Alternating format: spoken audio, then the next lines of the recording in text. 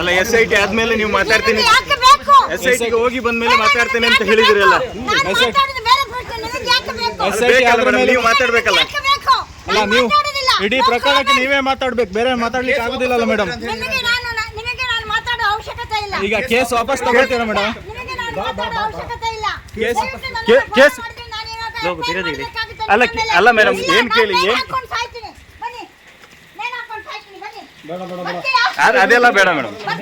ಬನ್ನಿ. ಅಲ್ಲ ನಿಮ್ಗೆ ಮೇಡಮ್ ನಿಮ್ ಸಪೋರ್ಟ್ ನಾನು ನೇಣು ಹಾಕೊಂಡು ಸಾಯ್ತೀನಿ. ಇಲ್ಲ ಅಂದ್ರೆ ನೀವು ನನ್ನನ್ನು ಫಾಲೋ ಮಾಡಿದೀರಿ ಅಂತ ಹೇಳ್ಕೊಂಡು ನಾನು ಇವಾಗ ನೇಣು ಹಾಕೊಂಡು ಸಾಯ್ಬೇಕಾಗುತ್ತೆ. ಅಲ್ಲ ಮೇಡಮ್, ನಾನು ನೇಣು ಹಾಕೊಂಡು ಸಾಯ್ತೀನಿ. ನಿಮ್ಮ ಕಣ್ಣಲ್ಲಿ ಇವಾಗ ಹಾಕೊಂಡು ಸಾಯ್ತೀನಿ. ಅಲ್ಲ ಮೇಡಮ್ ನಿಮ್ ಸಪೋರ್ಟಿಗೆ ಬಂದಿದ್ದು, ನಿಮ್ ಸಪೋರ್ಟಿಗೆ ಬಂದಿದ್ದು, ನಿಮ್ಮ ಕಷ್ಟಕ್ಕೆ ಬಂದಿರುವಂತದ್ದು. ನೀವು ಯಾರು ನನಗೆ ಸಪೋರ್ಟ್ ಮಾಡಕ್ಕೆ? ಅನ್ನ ಹಾಕ್ತಿದ್ದೀರಾ, ಊಟ ಹಾಕ್ತಿದ್ದೀರಾ ಸಪೋರ್ಟ್ ಅನ್ನಕ್ಕೆ? ಯಾವ ಇದಕ್ಕೆ ನೀವು ಸಪೋರ್ಟ್ ಮಾಡಿ ಬರ್ತಿದ್ದೀರಾ? ಈಗ ನಾನು ಸಾಯ್ಬೇಕಾಗುತ್ತೆ. ನೀವು ಹೋಗ್ತೀರಾ, ಮರ್ಯಾದೆಯಿಂದ ಹೋದ್ರೆ ನಿಮ್ಗೆ ಮರ್ಯಾದೆ ಉಳಿತದೆ. ನಾನು ಮರ್ಯಾದೆ ಇರ್ಬೇಕಾದ್ರೆ ನಾನು ಸಾಯ್ತೀನಿ. ಮೇಡಮ್ ಆಯ್ತು ಬಿಡಿ, ಹೋಗಿ ನೀವು ಹೋಗಿ ನಿಮ್ಮ ಪಾಡಿಗೆ ಹೋಗಿ. ಹೋಗಿ ರಿಕ್ಷಾದಲ್ಲೇ ಹೋಗಿ, ನೀವೆಲ್ಲ ಹೋಗ್ತೀರ ಹೋಗಿ. ಬರಲ್ಲ ಹೋಗಿ. ನಿಮ್ದು ಆಟ ಇದು. ಬೇಡ, ನೀವು ನನಗೆ ಯಾವ ಹೆಲ್ಪ್ ಮಾಡೋದು ಬೇಡ.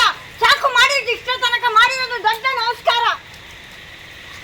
ದೊಡ್ಡ ನಮಸ್ಕಾರ ನಿಮಗೆ. ನೀವು ಮಾಡಿರೋ ಹೆಲ್ಪ್ ಇದೆಯಲ್ಲ, ಅದ ಹೆಲ್ಪ್ ಯಾವ ಮನುಷ್ಯ ಆದವನು ಜನ್ಮಕ್ಕೆ ಅವನಿಗೆ ತುಂಬಾ ಇದು.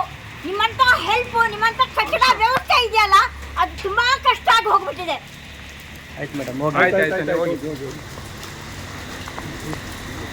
ಬಿಡಿ.